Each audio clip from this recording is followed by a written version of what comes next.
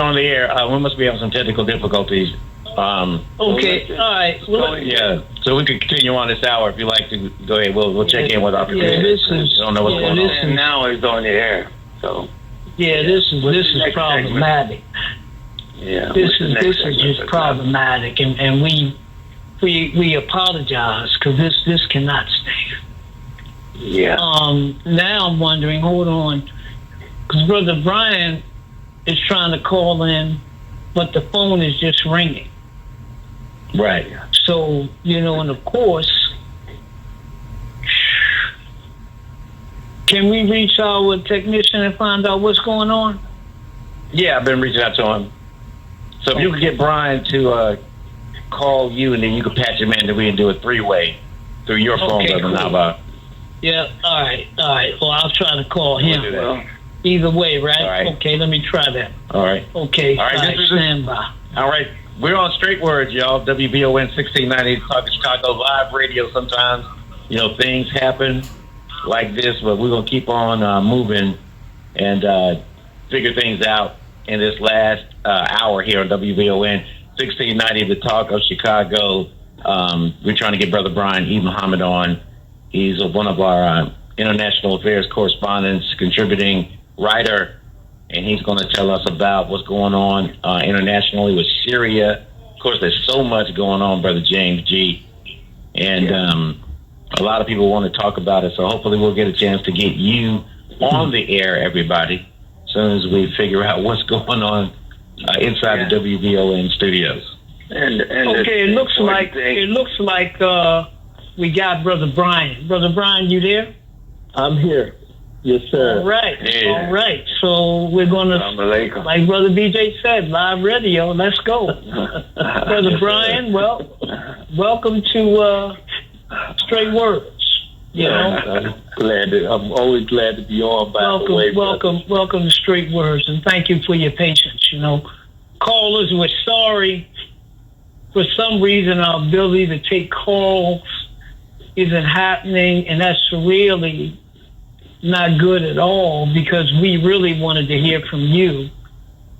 I don't know. Should we tell them to keep trying to call, or should we just keep moving ahead? I'm trying to get in contact with our producers, so y'all go right ahead. All right. Okay. So, Brother Brian, we got you. Sir. Thank you. Thank you. Let's talk international news. You want to start with Syria? Yeah. What's happening there? Man, a lot. Yeah, really. Syria is, I think that this situation of the overthrow of Bashar al-Assad, and after 24 years, I think it was. Yes, he came in 2000. But 54 years or so.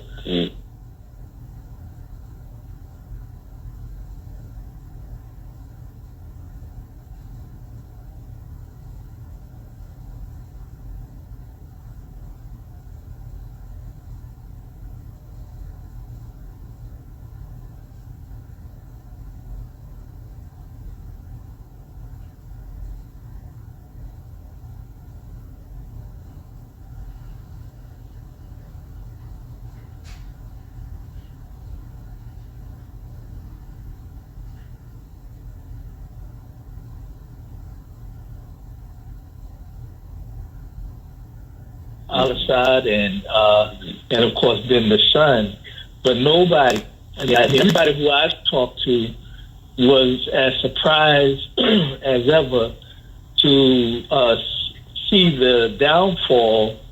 But I think more so the 11 days that it took only for it to happen, and I think that there are dynamics that we're forced to not just look at, what happened in the immediate, but we have to, of course, look at the history, because this just didn't start overnight.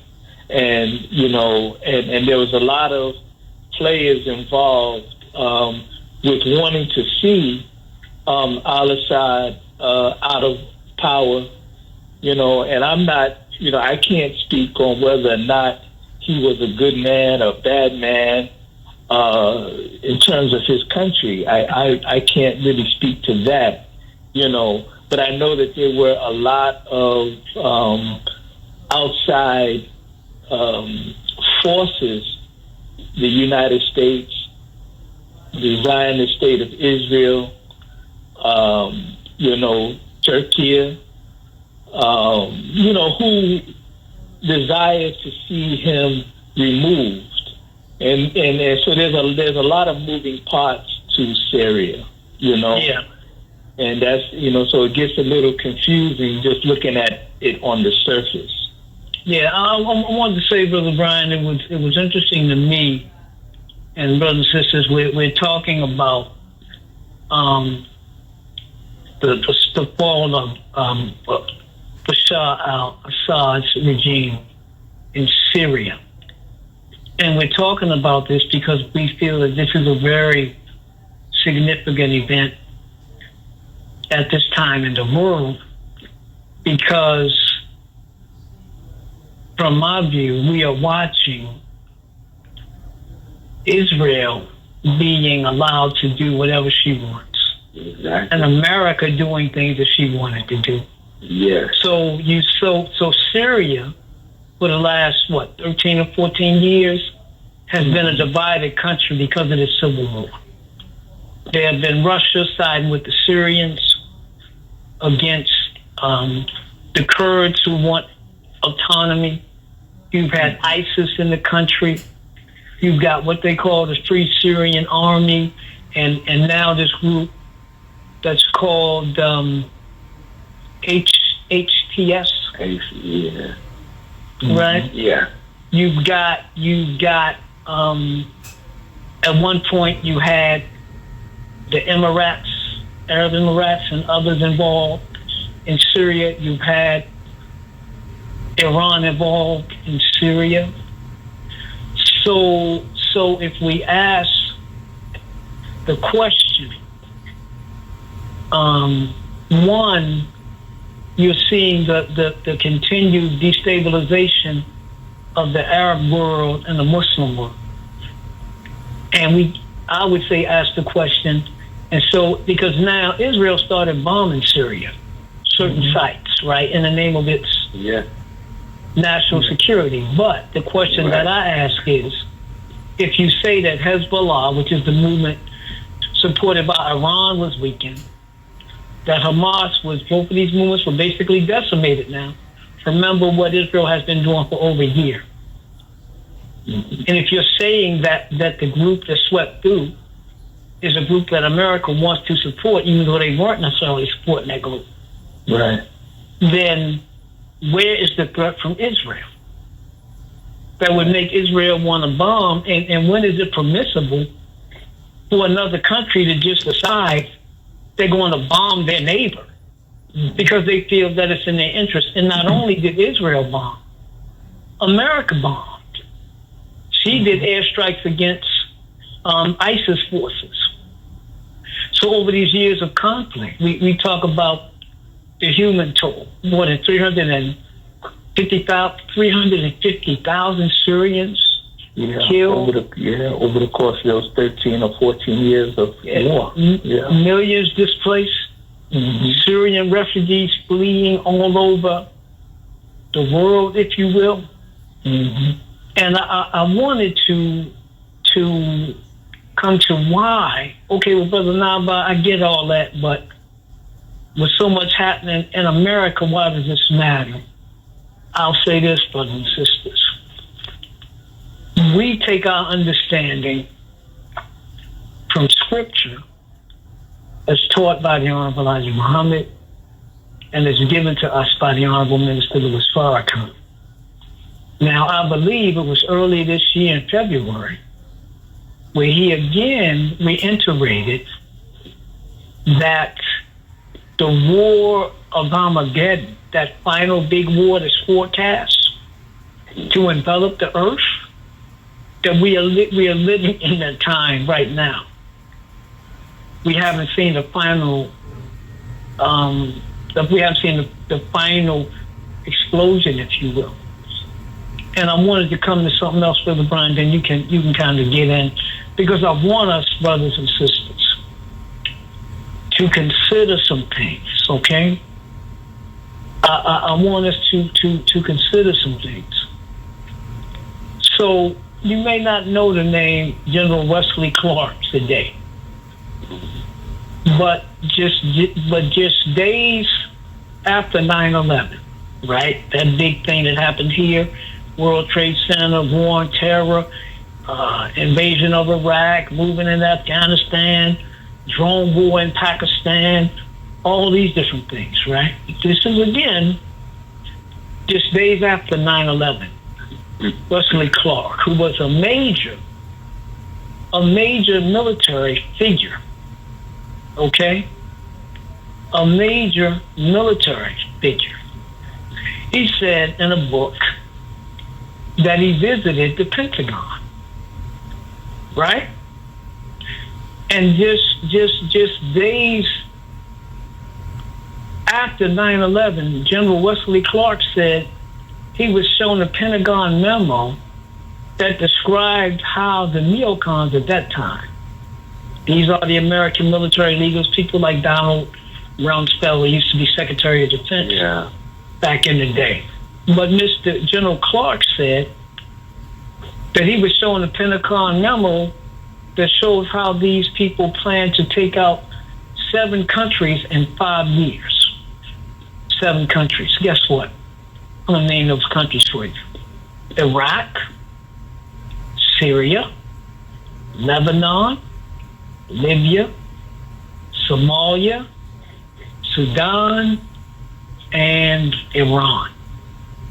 All of those countries have been basically either knocked out totally, or as in Lebanon, just about knocked out from what Israel has done in terms of attacks on Lebanon.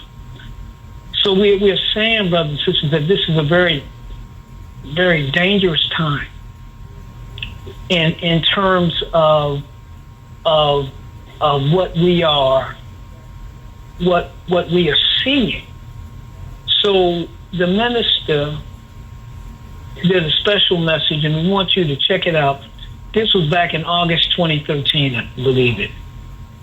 And this is part 34 of his 58-week lecture series, The Time and What Must Be Done. And he's talking about America's ignorant foreign policy. So when the Civil War erupted, right, he says that America did not want Iran to be a victor. And so America was involved. Israel was involved. And Brother Brian mentioned these other people. But the minister said then, the government of America and his leadership are taking America and the world on a very dangerous course. That's what we're looking at. But Brother Brian, you know, I guess for me, we've seen this over and over again, and I guess one of the things that I wanted to kind of one basic question that I wanted to ask was, so of course the Syrians are looking for self-determination, and you've got now the leader of the rebel offensive, who was once declared a terrorist, by the way. Yeah. Now the media reports say he wants to build relations with the West, and he's promised a more liberal Syria where the rights of minorities, women, and citizens will be respected. I guess this is kind of the bigger question. Will he ever get this chance to reunite a fractured country? Or should we expect Israeli, American, and other meddling to produce another divided and failed state and more suffering for the Syrian people? Is America about delivering peace or and development in Syria, Israel, and America? What do you think? Well, no. I mean, America is after what it's after, which is the resources of Syria, the oil. If you look at where the U.S. maintains, it has about 900 troops in Syria that has been there. You know, and they have kept them there, even when the Syrian government said that, you know, they can handle things, everything is fine, your forces don't need to be here. But America opted to stay there. And it is basically in the northeastern part of Syria where many of the oil and gas fields are. And, you know, and we can look it up. There's been reports about even the U.S. military over the course of this history almost being like a security force for the oil, you know. And so America wants the oil. Israel has a even deeper, nefarious motivation, which is this age-old idea about creating a new Middle East. You know, so you have this concept of Eretz Israel, which is Greater Israel, which encompasses where it's occupying the Palestinian lands that they call the State of Israel, as well as Jordan, as well as Syria, as well as the greater part of that region. And they want to spread. And this is why when the Assad government fell and Damascus fell, naturally Israel, under a noble idea of protecting its borders, it puts more troops in the occupied Golan Heights, which is part of Syria. You know, okay, if you want to say you're doing that to show up protection of your borders with Syria, okay, we may not agree with it, but it's understandable. Okay, if that's what you want, if that's your aim. But they didn't just stop there. They have been bombing ever since the Assad government fell. Right. They have bombed many times into Damascus, the capital, and other parts of Syria. So because their motivation is not just securing their border, their motivation is encroaching more and more and spreading out more and more for this concept, this false concept that, by the way, is going to fail when it's all said and done, of Greater Israel. See, so now the other part that you asked, Brother Naba'a, this leader there who used to be part of Al-Qaeda, you know, the former name of his group was the al-Nusra group, which was a straight-up extremist terrorist group, and it was Al-Qaeda's official representation in the 13 or 14-year civil war in Syria. And they changed. In 2016, they decided to break away from Al-Qaeda and be their own entity, which is what they have become. So now, the U.S., I would say the Western media, you know, everybody is trying to sanitize this person. Only time will tell whether or not he has caught religion and have changed. We don't know. He's talking all of the good things, you know. Yeah, but it remains to be seen. Yes, go ahead. I'm sorry. Yeah. No, I just wanted to throw this in too, because to me, it's like, okay, the U.S. is asking Syria to be my puppet because Israel has bombed all of the weaponry that Assad has stored up. Israel has basically bombed all of that. So right now, the new regime that's coming in are pretty much, for lack of another word, defenseless in terms of, major weaponry. So, and then you got interest of Turkey. Turkey has a big stake in there. Russia, I can't think, maybe you can answer about how did it fall? Why did it fall? The way it fell.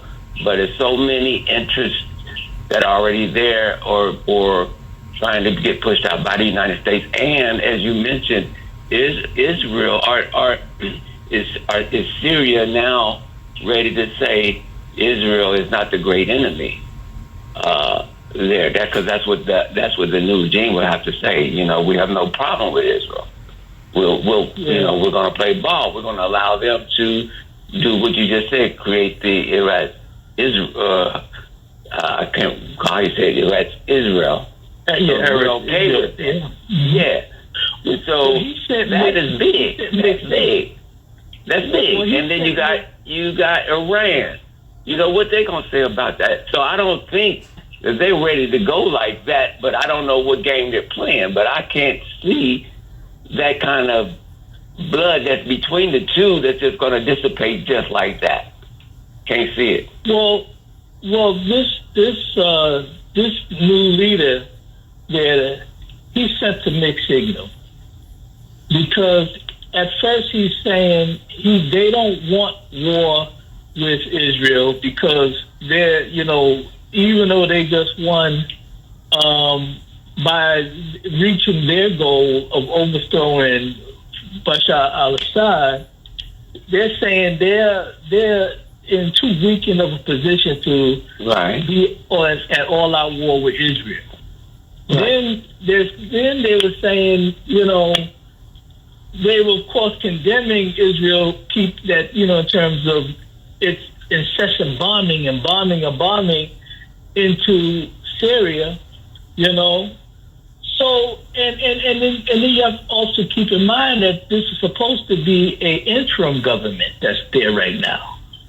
They are in the process of revamping, and they kept on President Assad's prime minister and made him the caretaker prime minister until this full change takes place. And some are talking about even organizing to eventually have elections. But again, only time will tell. Now, these other people that have stakes, you mentioned Russia. What I believe happened is that, Russia, I don't know about Iran fully, but I think that they really were getting tired of dealing with the Syria question. Because if you go and look at the comments that President Assad made Monday, I think it was, he said that he was willing to fight. He wanted to stay and fight, but it was the Russians that convinced him to leave, that you're not going to win this one. And what Russia is really saying, I'm tired of backing you. I got my own issue going on with Ukraine still, and that's not getting better, that's getting worse. We cannot hold you like this. See? And so Hezbollah, that of course we know is backed by Iran, they had their own issues because they're tied up with this war in Lebanon against Israel. See, so all of the help that really kept Assad in power, they were distracted with their own issues. Yeah. And so now again, America, Israel, because it was so quick for the United States. Blinken is there. I mean, taking selfies with this new group, See, and this is the way America has been operating. You might terrorists one day, but we're allies the next day. Mm-hmm. They played the same game in Libya. It was the U.S. backing terrorist insurgent organizations and groups who were enemies of Brother Gaddafi. See, but right. So you, my friend in Libya, you're still my enemy somewhere else. But we have this marriage of convenience, and we'll divorce after we get through what we agreed to do. Do you think, and this might be hard to kind of get to, but the fact that Trump is getting ready to come in as president have anything to do with any of this? I don't think so. I don't know. I don't know in terms of that, because when you look at the you look at the foreign policy. Let me say this correctly. When you look at America's errant foreign policy, the Republicans and the Democrats pretty much it's the same thing, just a different, a different group. Two sides of the same coin. Two sides of the same coin. So I don't think that, that's what happened. I think that, Assad was in a very vulnerable position. Those who normally kept him up strength-wise in power, not that they were weak, but, again, their energy is elsewhere right now. Yes. To get into okay. No, let me ask this. Okay, so right now, Israel is bombing the hell out of everybody. Iran is, I don't know, you can let me know what's happening with Iran, but right now they're talking about how the flow of supplies to Hezbollah has been kind of cut off. So Hezbollah, who would normally get stuff from Iran, they can't get their weapons to beef up their fight against Israel. So Israel is kind of got, like you was mentioning, a free hand. The expansion vision, I'm sure they're going to move systematically on it, and I'm just curious of, so what happens now? Hezbollah can't get according to what I heard, I'm looking at, can't get their weapons. Syria has to rebuild and has to cooperate. Basically, it sounds like with U.S. interests. Iran is on standby because they're not going to just outright attack Israel by themselves. Lebanon is pretty much Hezbollah is pushed back. They're trying to figure out a new DMZ zone for that area. So what happens next, man? Well, in your opinion, my opinion, I think that they will keep going. Israel is going to keep doing what it's doing. The only ones that can really have the power to curtail that is the United States. And the United States is not doing anything to curtail Israel. And the United States is not doing anything. Again, everybody right now is looking either through the gate or they're walking in the gate of Damascus, because everybody still have their own personal interest that's there. See, because you got to look at Turkey has its interest. Turkey wants the Kurds out of there. America backs the Kurds, right? And America has to stay there, backing the Kurds or not, because America has to stay next to the gate of the oil. You know, everybody got, you know, it's like a drug addict. You know what I'm saying? A lot of stuff is happening around him that can harm him, but there's a bag of drugs right in his reach, and so he can't leave. He don't want to leave. He's fiending for that oil, and so he's staying there because he got that interest to, you know, to look after.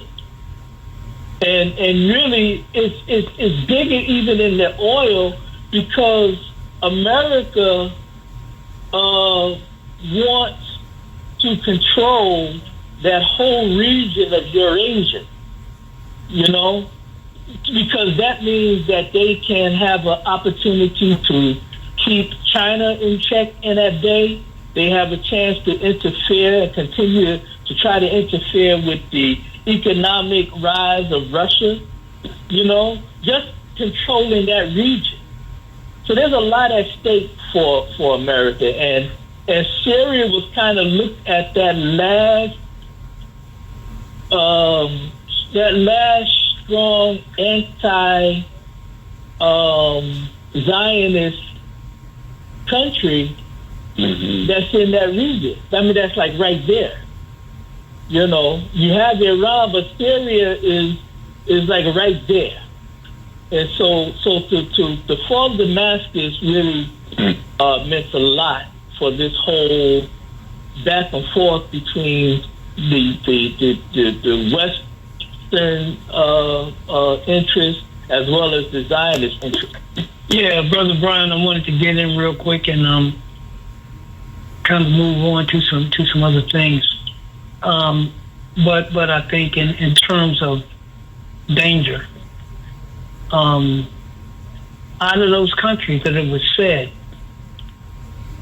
years ago that America wanted to get rid of, and what Minister Farrakhan called a war on Islam, right? These countries that they wanted to, 7 Muslim countries that they wanted to get rid of, weaken, destroy, whatever you say it. And we are seeing all of them have fallen. Syria is down, Lebanon is down, Libya is down, Somalia is down, Sudan is down, Iran is the only one left standing. And I think, and this is why, brothers and sisters, we really want you to read this piece, America's Errant Foreign Policy, and you can get it at finalcall.com, and certainly you can get the lecture too on finalcall.com, because we are saying that when the minister's talking about how these events will drive the world, consider all of the countries that Brother Brian just described as being in that area and having a piece of Syria. There really is no Syria, for lack of a better word. There's no whole consolidated nation like the United States of America. Right. It's like if you take the United States and from Missouri, western of Missouri, let's say western Missouri, there's a group that got that, right? Eastern Missouri in the center, there's a group that controls that. When you head south, there's a group that controls that. And when you head north, there's a group that controls that, right? I'm just trying to draw a picture so that we can understand. Imagine America being that divided with people in control of these various distinct regions. Right. That's not a complete United States. It's a country that's now been divided and split, and people that control these various parts of the country have interests and whether you call it loyalties or marriages of convenience or they've got joint understandings. That's what you have in Syria. Right. It's not just one whole complete country. Right. So if you look at, Brother Brian, the countries that you name, right? Russia, considering these countries being involved. As we look at why is this thing important and how could it impact the world, right? Russia, Israel, right? America, Turkey, some of the Gulf states have been involved, right? And now you could ask the question, do America and Israel feel so emboldened that they feel now is the time to strike Iran? Because they've been wanting to do it for years. So is this the time now? Because the minister warns in this article, he refers to scripture that says that America is going to set a trap for others, but America itself will be caught in its own trap. And remember, this was what he said, quote, the government of America and its leadership are taking America and the world on a dangerous course. Well, Russia, North Korea, and China. I believe you got North Korean troops in Ukraine now. Right? So you got all these moving pieces. You got America with what she's wreaked havoc through the Middle East. Right? You got, as you said, Turkey, who has her slice of Syria. You got ISIS, which has a slice. You got the forces that swept into Damascus, the capital of Syria. They got a slice. You got those the American-backed forces. They got a slice. And this is a country that's been decimated. It's been decimated. So how does this country rebuild? Can it come back as a whole? If it ends up being fractured the way it is, what does that mean for the future security of the world? Because remember, we are taught that the spark will begin in that area. Right? And so we want you, brothers and sisters, to kind of walk with us. And we want you to keep an eye on what's happening there. Because you have to ask the question, if America is going to set a trap but fall in it itself, what is that going to mean for this country? What is that going to mean for the citizens of this country? What is that going to mean for your young people that go away to war, that go into the military? So we don't know exactly how it's going to play out. And like you said, Brother Brian, we don't know what the Trump administration may do, but we do know this, that consistently no U.S. administration reigns in Israel. None of them. They basically do what they want. They disrespected Obama. President Obama. They did what they want. They do what they want under Joe Biden. I mean, just keep going back. Their money is guaranteed. So these are powerful forces. So, well, Brother Naba'a, I mean, we got our own problems. We do, brothers and sisters. But we have to understand, and we have to be aware of and looking at what's going on in the world if we're wise people. Why? So that we can make the best decision for ourselves. Because our future is not with America and the evil that it's doing. Right? You know, and remember that, you know, with a dying patient, a lot of times they rally at the end. So if we're looking at the fall of America and the end of the American empire, are we looking at a rally now where it looks like America and Israel, nobody can stop them because, like you said, you've got Russia. You've got Russia preoccupied in Ukraine. But what about China? I mean, you got major powers in the world. Yeah. So anyway, I just wanted to kind of. But you know, brother. Go ahead, brother. Go ahead. Yeah, go ahead. Something that the minister said that we have to keep in mind, and I know that our people out there, you know, we're bringing up things that he said in 2013, and things he referenced way before then. Because even when we talk about General Clark. He, you know, when he saw this memo, he actually saw it 10 years before 9/11, which would take you back to 1991. So something the minister said that and I said all that to remind the people that we may have heard the minister say these things in real time, and we wrote it off because it seems so distant from us. But now we're looking at the fruits of exactly what he said is happening.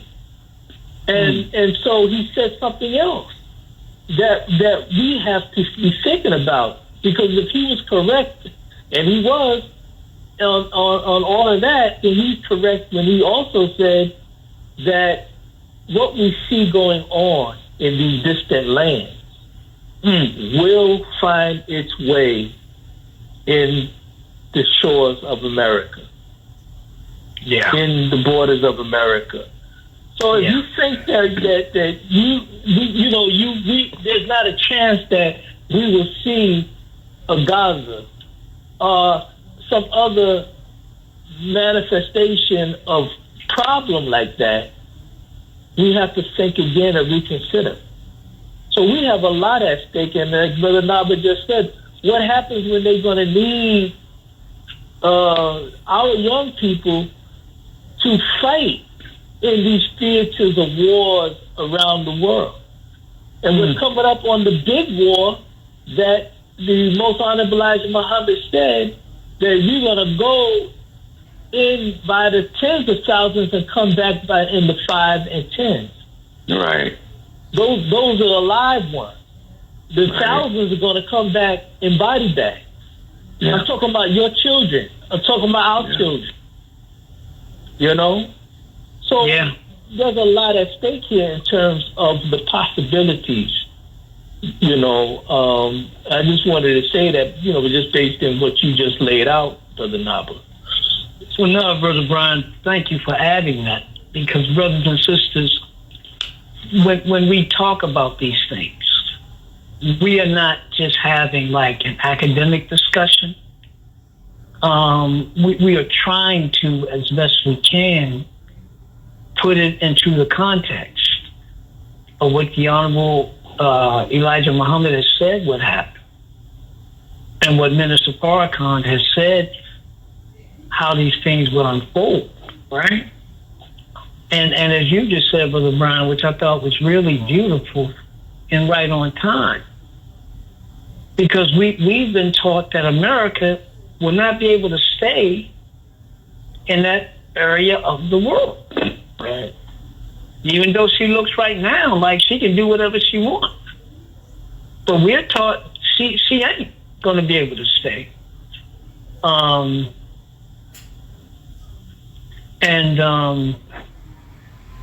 She's not going to be able to stay. And so when she comes home, we've already seen a certain attitude in the country, right? Can you imagine thousands of American soldiers being killed? People coming back from a war in the tents, and they look around and Naba'a Muhammad, oh, you one of them, right? Mm-hmm. You look like one of them. Mm-hmm. Yeah, you the enemy. And just the anger of white people as they see their world shutting down. What could that be like? Yeah. What would it be like? So I think, Brother Brian, you saying so well that we were taught that we should watch these things from abroad because they're coming to America, brothers and sisters. Believe it or not, You know, I mean, you know, but believe it or not, you know, and I think that we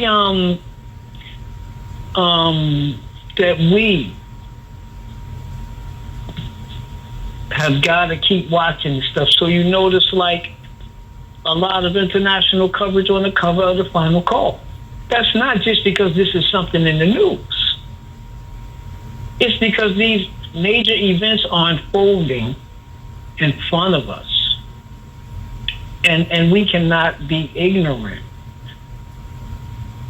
and not be inattentive to what's happening in the world. Right? Brother Brian, we got anything else about what's happening in the world that we need to, anything on your, It's a lot. It's a lot. I mean, well, go ahead. You got about 8 minutes. You got about 8 minutes. Oh man. Yeah. Okay. That's better than 6 minutes from Douglas. I'm telling you. But I mean, I don't have a lot of information on it. But I just wanted to put on the table just in case it's something y'all want to look at. In Ghana, the ruling party, NPP, lost the election, and now the National Democratic Congress, the NDC, which was the party of President John Rawlings, and is now back in power. John Mahama won the election. But there's a lot going on with that because there's a lot of energy. Last week, the week before, you had the sister on who was talking about, you know, her journey to Ghana and becoming a dual citizenship, and you know, and all that happened under the president who was outgoing. I think he had term limits. That's why he couldn't run. But his vice president ran and lost the election, and now I don't know. I don't think that the party who is coming in now will interfere with this flow of energy around people from the diaspora moving into Ghana and getting involved in Ghana. Because the truth be told, and I'm not trying to get political with, you know, because it's a country that I loved and lived in. People want to say that, well, it was the NPP that started this energy around people coming to Ghana, moving there, investing in there, you know, with this right, what's it called, the right of return? What was that called? The year of return. The year of return. Okay. Now, I may have a little bit of a bias because that didn't start with that particular president. That was the energy that really was going on. We could take it back to the 1950s with Kwame Nkrumah, but in the more recent times, as we see it now, I can say that time when John Rawlings was in power around that time. And the invitation of the Honorable Minister Louis Farrakhan to open up an office in Ghana, right? And the work that was done around that time with not just us, but other people from the diaspora who were living in Ghana, all that started then. You know, so I don't foresee interference in it now that this new party's coming in. But I just thought it was interesting how things kind of shifts back around, you know. And it's another area to, another area to watch as we move forward, you know, in Ghana. Very good. We'll definitely keep an eye on Ghana and how it goes. Of course, we're praying for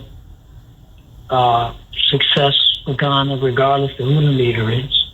That's right. I actually wrote a column. You can see it at StraightWords.com about a sister who got her dual citizenship. Oh, yeah. In Ghana. So this is, again, brothers and sisters, as we talk about. See, when you understand that you are truly a citizen of the world, this is who we are. And we are, believe it or not, prophesied to rise in this world and to eventually be the leaders. Right. Whether you believe it or believe it not, just as my mama used to say, just keep living. Right. And we'll see because certainly I think, brothers, like America's in real trouble. She just is. That's my view. Whether you're talking domestically, internationally. But, again, what the Honorable Elijah Muhammad and the minister have said to us is America would not be taken by outside force. Right. That it would be her internal division. Yeah. And anytime you had people before this most recent national election saying that they feared that America would not survive the election if Mr. Trump lost, and you've got polling that says millions of Americans feel that America's headed for civil unrest or civil war, this is a serious time. Yeah. That's my feeling. Yeah. Yeah. And you know what a sign of that, too, brothers, is, and again, it all goes back to not falling into the attitude that this is America, it can't happen here. After all, this is America. Don't fall into that. See, because a sign of what we just said, the civil unrest. Remember when President Obama got in? When President Barack Obama got in, what happened to the gun stores? They emptied them. And the proverbial word there is they. I should say the operable word is they emptied it, those gun stores. Because they saw a manifest threat. Now, he didn't come into office with a black agenda that is going to hurt the typical white supremacy that we've been living under. There was nothing about President Obama that even remotely threatened white supremacy. But the sheer thought, as the minister said, Michelle going into the White House with a hot comb, that set them off. Yeah. Set them off. But because their nature. And so if they see a manifest loss because they view things a little bit different than the average of one of us, because the average one of us as a people don't view things based on self-interest, because we don't really have a true knowledge of self. So we don't operate in the world like other people operate for self-interest. We think we're American. We think we're entitled. Now, I'm not saying we shouldn't get what we should get, but what I'm saying is that sense of entitlement, thinking that you are an American like the average white person, they see themselves as American, you're gravely mistaken. And they will, and that's why they will turn.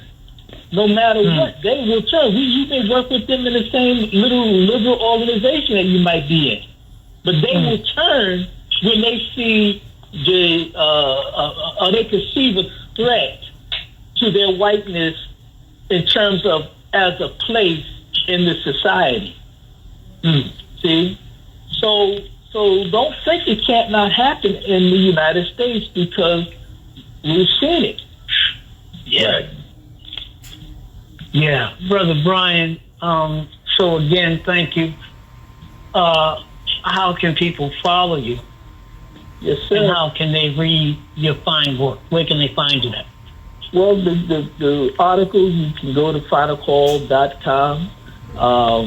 My articles are normally on all of the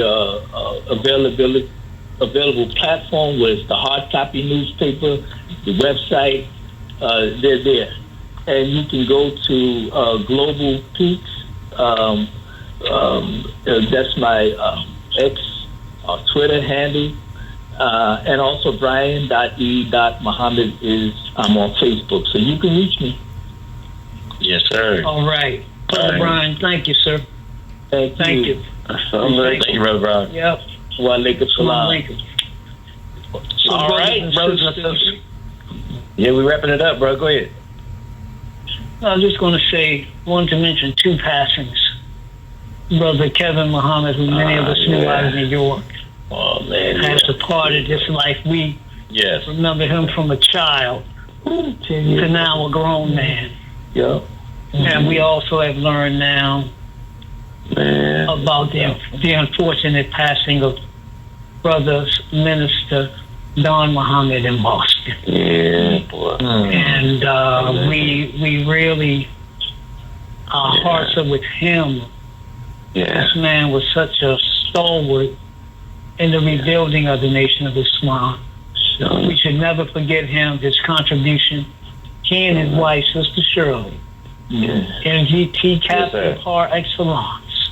Yeah. And we have to remember these people. That's right. But they go on and close us out, man. I'm done. Yes, sir. Well, all praise is due to Allah, brother.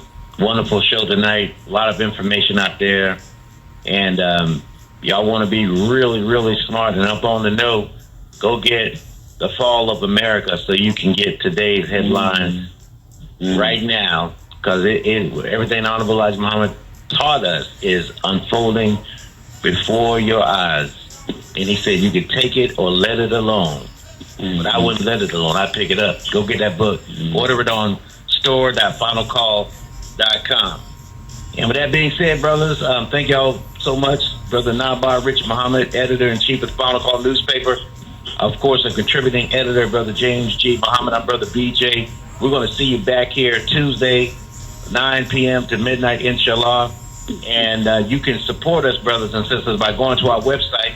It is straightwords.com, straightwords.com. Go to the website. You can also hit Brother Naba'a on our text line right now, 312-480-9775. We need your financial support. Keep our show on the air on WVON, 312-480-9775. I want to thank Brother Deontay in Chicago. He had a kind of chaotic night with these computers, but we made it through. Also, Sister Jeanette in Chicago, thank you so much for helping us put these shows together. In the meantime, brothers and sisters, go show your love. Every black face that you see tomorrow, make sure you're the first one to speak. How you doing, brother? How you doing, sister? Show your love. It don't cost you nothing. Come on now. Assalamu alaikum. Right. And shout out to Sister Jeanette, who is in Charlotte. Yes, come on. Not Chicago. Yeah. All right. Assalamu alaikum.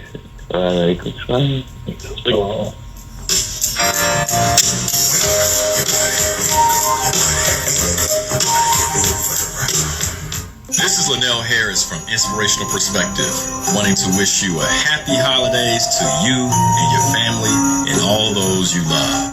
The talk of Chicago and the voice of the nation is 1690 WVON, Berwyn, Chicago. Hey Alexa, play WVON 1690 AM. Getting WVON